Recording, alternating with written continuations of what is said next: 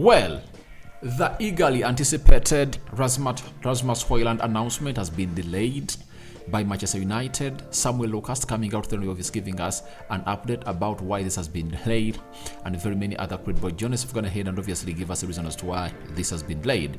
Welcome to United Matters channel. How are you guys, and where you're watching us from? I go by the names of Rock and David.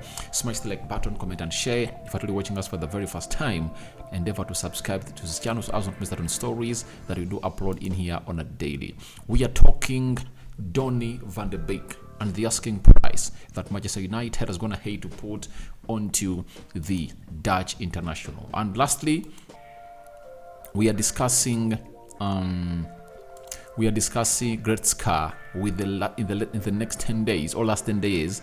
He has gone ahead to really know that he's not part of the plans of Thomas Tuchel, and that might obviously reactivate the United interest. Either we sign him very, very soon. I'm going to give you the latest news and my reactions to that, and then I'll be waiting for your reactions into the comment section below as you smash the like button close to 300 times, and don't forget to subscribe to this channel so as not miss out on stories that we do upload in here on a daily. Now, today, Samuel Lucas from the Manchester Evening News, you know he's a correspondent for them, he said Rasmus Hojlund Man United announcement could be delayed by another 3 days. He arrived late. He arrived later than planned on Tuesday. He was due to meet supporters and conduct activities around his signing today, but that was cancelled and United are focusing on his medical. So, looks like what delayed the announcement was him not arriving on Wednesday. Remember, was him arriving on Tuesday. They wanted him to arrive on maybe Monday, undergo everything, and obviously see to it that by Tuesday they are done with everything, and they would have gone ahead to unveil him today or tomorrow as we anticipated. Remember, I told you that Rasmus Hojlund announcement might be today or tomorrow, that is Wednesday or Thursday, but as it stands, the club has gone ahead to confirm to us that they are not going to announce this deal now. Remember, there are fans visiting the stadium, and I think today they anticipated that everything would be done and Rasmus Hojlund will be at Old Trafford to shoot his announcement videos, and then he'll meet the fans that would have been touring the stadium there today, but all never went on as planned and a delay has been really confirmed. So then Samuel Lucas added and said Man United are now looking at a possible weekend announcement for Rasmus Hojlund around the friendly against Lens on Saturday. Senior Man United sources believe he's a rough diamond who could be developed into one of Europe's football elite goal scorers under the coaching of Erik ten Hag. That is Rasmus Hojlund. Now, weekend against Lens, that is a Saturday, is going to be a very huge game between Man United, and feel like that's when it's going to be announced and shown to the fans of Manchester United. But I think everything is done and dusted.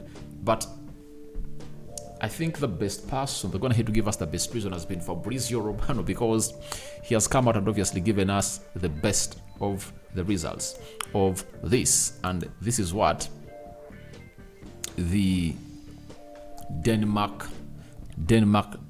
journalist known as Stakra Bladet, United press officer Andrew Ward has confirmed to Skreta Bladet that the club are not planning to introduce Rasmus Hojlund until the weekend. This will probably be done during the friendly match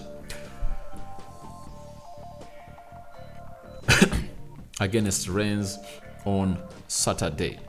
That is it. That is Rasmus Hojlund for you. Now, to me, in everything they've gone ahead to put up, I think Fabrizio Romano has come up with the most sounding reason. He said Manchester United are aiming for a weekend to unveil Rasmus Hojlund as new signing. Visa and contract work being finalized. Club aiming for weekend to seal and announce it. So, visa and contract work being finalized, meaning that these are the reasons as to why they've gone ahead to obviously delay. And I have a lot of respect for Samuel. He's called what? Samuel something. What is his name? He's known as Samuel Lucas. I have a lot of respect for him, but I can't really take in his reason that the announcement could be delayed by another 3 days. He arrived later than planned on Tuesday. So that is something I don't even buy. We've seen Andrew Onana coming in through. I think we're playing on Wednesday. Andrew Onana came in through on Wednesday, right?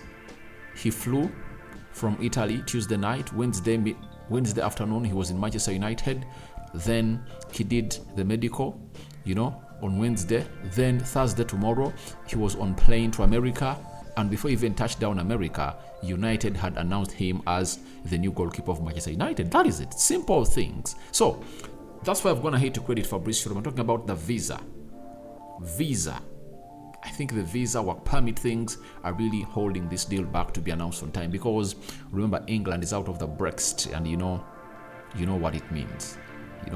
So they're out of the European Union, and you need to be having work permit to join the United Kingdom. That is it coming in from Rasmus Hojlund delayed announcement, but all we know is that on Saturday or Sunday, he's going to be announced as a Manchester United player. They're working on his visa, and I think it might take some days. And I told you last time that the moment I saw him fly back to Italy, yet his "Here We Go" was announced when he was still in UK, but he boarded back and went back to Italy. There was something wrong with his visa, and I think the visa he had was to see him come to UK for only those days and really get back to United and really get back to Italy.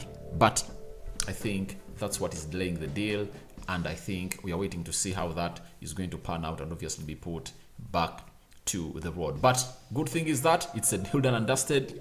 Now United can move on for Sofiane Amrabat as soon as possible. But as United moves on to Sofiane Amrabat, there is another player that is going to be sold, and United have gone ahead to name his asking price, and we don't know whether Real Sociedad will be willing to offer that much to Manchester United. And guess what? Donny van de Beek has been deemed surplus to requirement, and Man United are willing to let him go for around £25 million.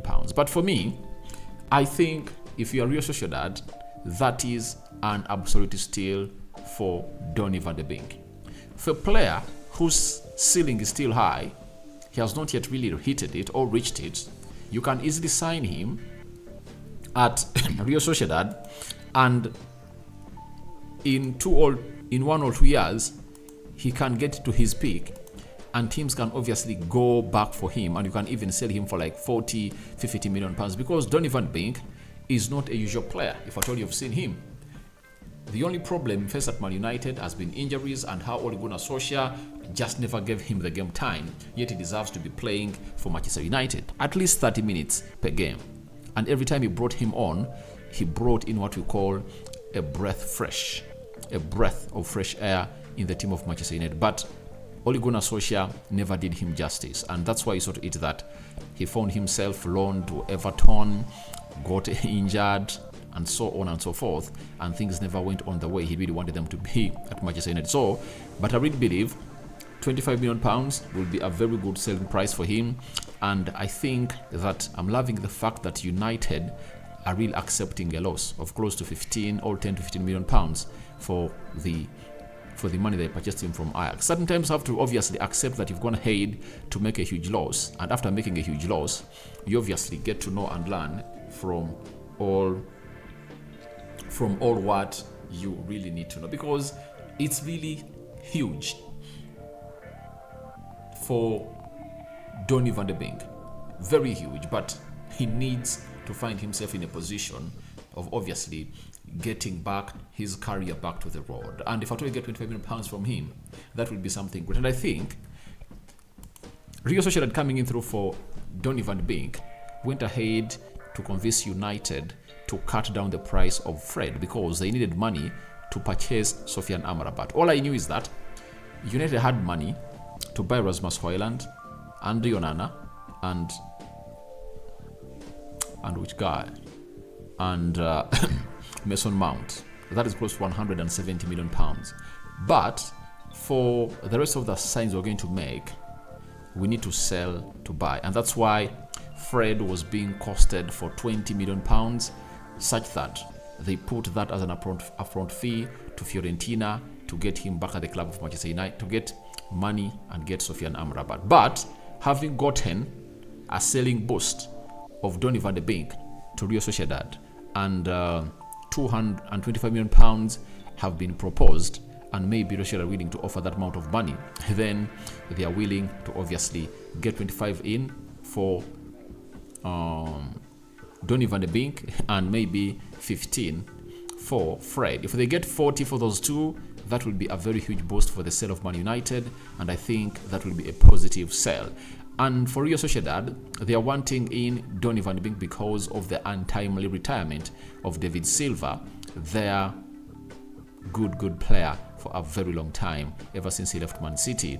And you saw him try to torment us when you're playing them at Old Trafford and in Spain in the group stages of the of the UEFA Europa League. So that is it. They are looking for him as a replacement for David Silva, and I think he's going to do the job because the league of Spain is obviously a perfect fit for Donny van de Beek. No physicality required. It's all about your technical abilities that will take you and fly to the next level. And I think Donny van de Beek is really a technically gifted player and is going to be doing lots of things for Real Sociedad at the age of 26. And I know in the next 2 years, teams are going to be wanting to sign Donny van de Beek. Just needs a Kickstarter and obviously a new environment and a manager that believes in him. And this team is going to be playing the UEFA Europa League, and they really had a very fantastic season in the Spanish La Liga. Lastly, let's do something concerning Leon Goretzka. United are again linked to this player, Leon Goretzka. Remember, we were linked to him way back in 2021. 2020, 2021, 2022, now 2023, we've been linked to him because at Bayern Munich, the player is not getting what we call enough playing time. And today, after Bayern have gone ahead to play very many games, Leon Goretzka is still on Man United's list. The last 10 days have clearly shown that he won't be a starter under Thomas Tuchel at Bayern Munich. And I really understand why he's being linked to Man United. Why? When it comes to Manchester United, if they happen to sell Scott McTominay, Fred, and Donny van de Beek, they won't bring in only one player. That is it. That is Sofyan Amrabat. Sofyan Amrabat is the number one target. But if Donny van de Beek leaves, Fred leaves, and Scott McTominay leave, they'll have to get in another player. And I think that's where Leon Goretzka comes into the mix. But will he be willing to come back to Man United when? Will he be willing to come to Man United where they are going to obviously overpack the midfield with Casemiro, right? There is Casemiro, there is Eriksson, there is Mason Mount, there is Sofyan Amrabat and him, because there will be 5 midfielders tussling it out for the double pivot of Manchester United. That is something that you wouldn't like to go in for. One will regard it like falling from fire. Falling from a frying pan into fire. That's exactly what you can obviously term that if at all he makes that decision. But all I want to let you know is that nothing is possible in the transfer window. Everything is possible. But Leon Goretzka, I don't see him coming to Manchester United. So guys, your thoughts on to Hojlund announcement delayed are welcome in the comment section below. What do you make about